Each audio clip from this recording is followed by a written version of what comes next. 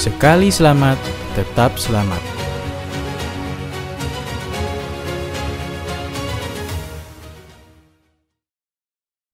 Pada video kali ini, saya ingin melanjutkan tentang video saya sebelumnya yang judulnya "Tidak ada keselamatan di luar Yesus". Bagi yang belum menonton videonya, bisa nonton dulu ya, biar pemahamannya nyambung. Kita sering mendengar orang Kristen itu cukup percaya saja maka akan selamat. Banyak pro kontra terhadap pernyataan itu.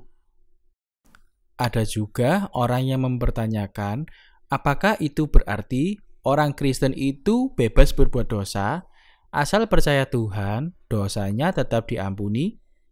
Lalu bagaimana sih sejatinya mengenai keselamatan itu?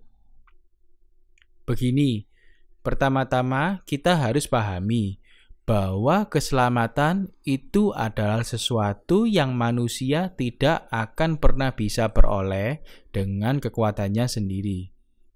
Mengapa demikian? Ya, jawabannya karena segala sesuatu di dunia ini telah jatuh dalam dosa. Bagaimanakah kita bisa membersihkan sesuatu dengan sesuatu yang kotor? Maka dari itu, keselamatan adalah oleh karena Tuhan, bukan karena manusia. Keselamatan itu berbicara tentang peristiwa penyaliban Tuhan Yesus di kayu salib. Melalui peristiwa itu, upah dosa terhadap manusia sudah ditanggung oleh Tuhan Yesus, sehingga manusia tidak perlu lagi menerima maut sebagai upah. Pada poin ini, pernyataan cukup percaya saja maka akan selamat itu benar. Artinya, kita harus percaya bahwa Tuhan Yesus disalib dan mati untuk menanggung upah dosa kita yang akhirnya bangkit dan naik ke surga. Dalam kata lain, kita harus percaya semua peristiwa itu adalah benar.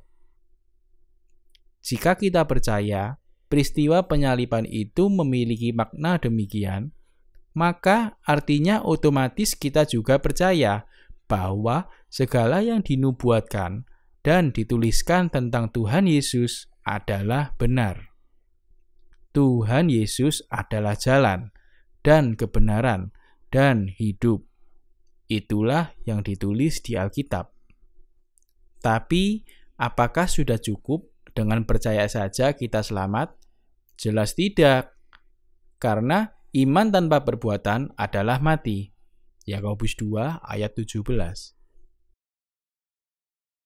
Iblis pun percaya, bahkan mengenali Yesus sebagai juru selamat, tapi tetap binasa karena memilih untuk tidak melakukan kehendak Bapa. Filipi 2 ayat 12.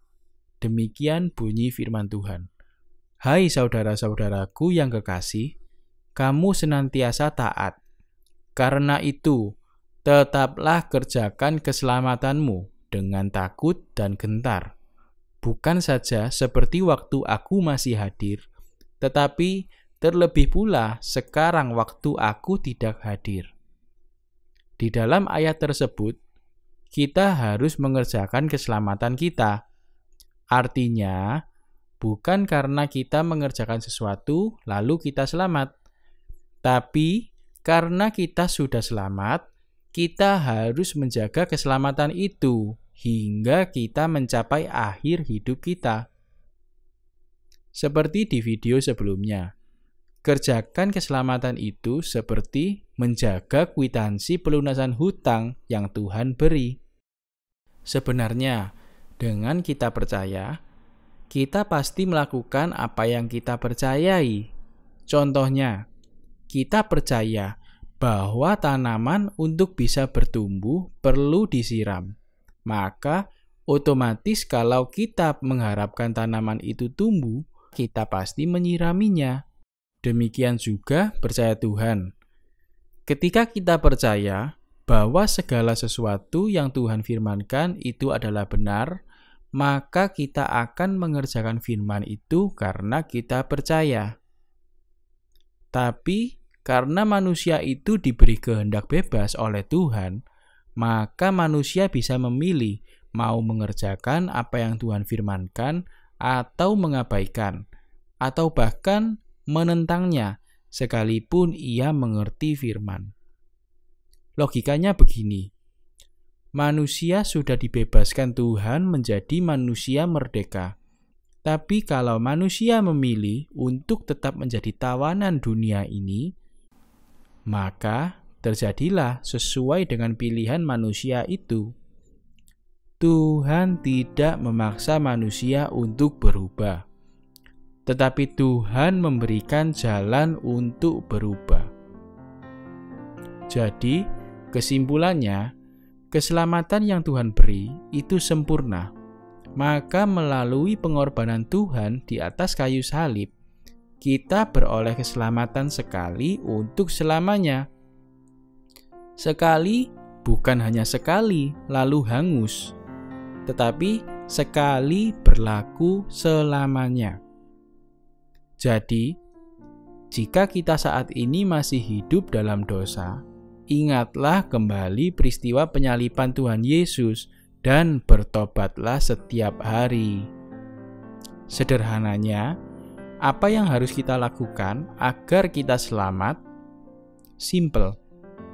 Percaya Yesus dan jangan berbuat dosa lagi.